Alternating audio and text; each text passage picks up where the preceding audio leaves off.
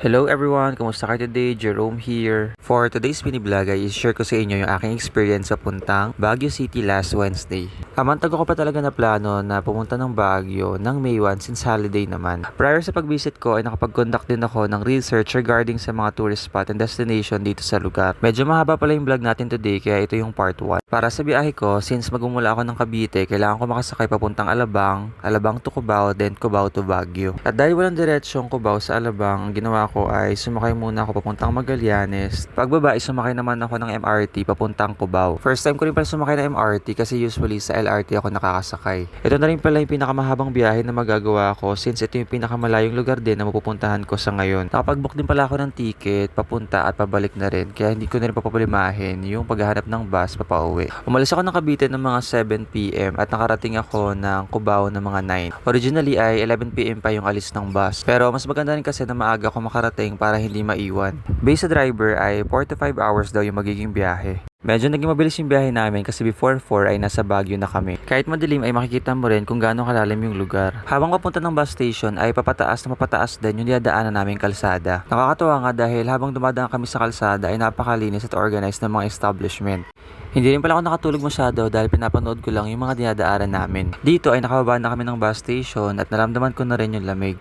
Kasama ko rin pala yung mga co-teachers ko. Sabi ng lokal ay kadalasan umabot daw sa 14 degrees Celsius yung lamig tuwing umaga. Pagbaba ng bus station ay naglakad na rin kami papuntang Burnham Park. Isa rin to sa pinakasikat na pasyalan dito sa Baguio. Best time talaga makapunta at makarating dito ng madaling araw. Nag-try at sumakay din pala ako sa mga nagpaparenta ng bike sa gilid. Nag-video rin pala ako sa co-teacher ko habang nakasakay sa bisikleta. Isa rin pala ito sa pinakamabentang activity dito sa Burnham Park, especially sa mga kids. Bukod sa park na to ay madami ring establishment ang nakatayo dito. Kabilang na dito ay yung malaki at magandang simbahan sa tapat ng park at yung SM Baguio. Recommended din talaga na bago ka pumunta ng Baguio ay may maganda at maayos kang itinerary. Kasi pagdating dito sa lugar ay malilito ka talaga kung anong uunahin mong puntahan sa dami ng mga tourist spot. After nun ay pumunta naman kami sa lake kung saan pwede kang magrenta ng bangka at sumakay. Wala pa masyadong madaming tao since madaling araw pa lang pero open na rin sila para sa renta.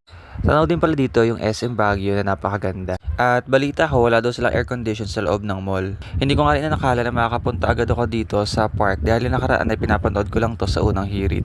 After namin sa Burnham Park ay pumunta kami ng Good Taste para mag-breakfast. At pagkatapos ay pumunta naman kami sa pinakamalapit na coffee shop.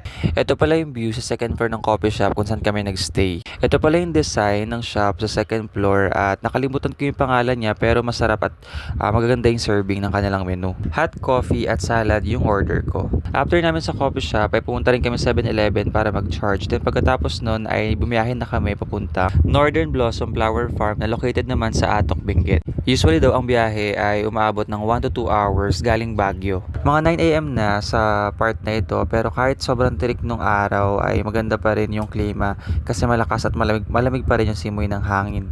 Yung sinakyan pala namin ay bus at hanga rin talaga ako doon sa driver kasi sobrang galing niya mag-navigate. Sobrang nakaka-enjoy din talaga yung view lalong-lalo na yung papaakyat at elevation ng lugar. Sobrang presko ng hangin kaya yung bus na sinakyan namin ay no need na rin ng air condition. Talagang dito sa lugar na to hindi ka lang basta mabubusog dahil sa mga pagkain, mabubusog talaga din yung mata mo sa mga magagandang view. Dito ay tapos na kami dumaan sa mga kabahayan at kung mapapansin nyo, medyo mataas na din talaga yung lugar. Medyo may kaba na rin ako dito kasi ang tarik na makikita mo yung lalim ng lupa.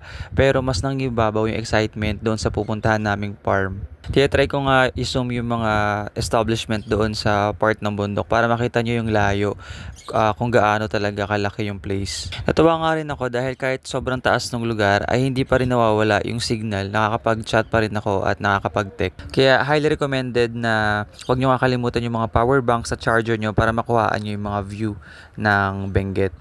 Dito ko muna tatapusin itong video at sa next part ay papakita ko yung buong ganda at lawak ng farm. See you on part 2. Bye-bye!